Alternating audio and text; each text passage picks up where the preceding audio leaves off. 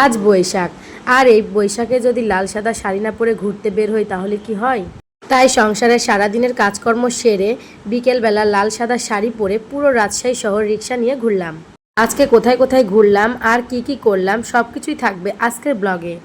So hello everyone, আসসালামু আলাইকুম। সবাই কেমন আছেন? আলহামদুলিল্লাহ, আমি অনেক ভালো আছি।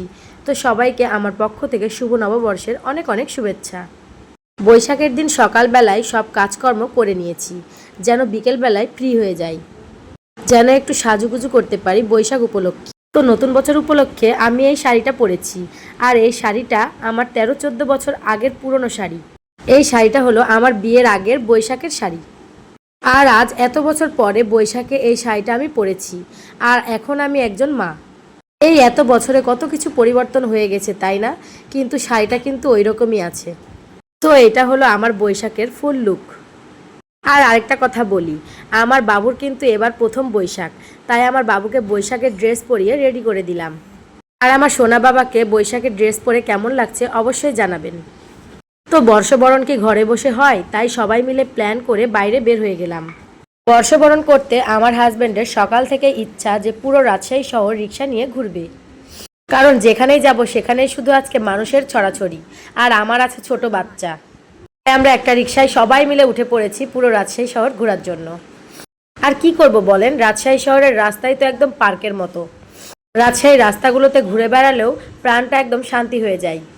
তো এবার পুরো রাজশাহী শহর ঘোরার পরে একটা নিরিবিলি জায়গায় নামলাম, সেটা হলো রাজশাহীর হাইটেক পার্কে। তো হাইটেক পার্কে এসেই দেখছি এখানকার পরিবেশটা একদম নিরিবিলি। তো এখানে সবাই মিলে অনেকক্ষণ ধরে আড্ডা দিলাম আর অনেক ভালো ভালো ভিডিও করলাম। এই জায়গার ভিউটা কিন্তু আমার অনেক ফেভারিট, কারণ এই জায়গাতে সুন্দর সুন্দর ছবি তোলা যায় আর ভিউটা অনেক সুন্দর আসে।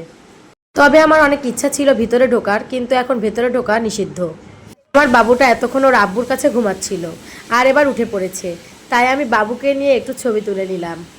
আর আমার পিচ্চি বাবুটাও কিন্তু বোঝে, বাইরে বের হলে অনেক খুশি হয়ে যায়।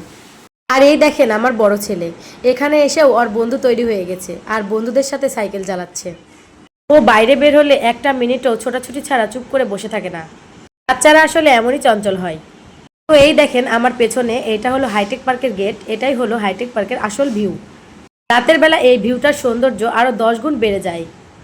আর ভালোই হয়েছে আমরা দিনের বেলা ঘুরতে বের হতে পারিনি, তাই রাতের বেলা বের হয়েছি। যেমন আবহাওয়াটাও ঠান্ডা আর লাইটিংগুলো অনেক সুন্দর। সব মিলিয়ে আমার এবার নববর্ষটা অনেক ভালোই কাটলো।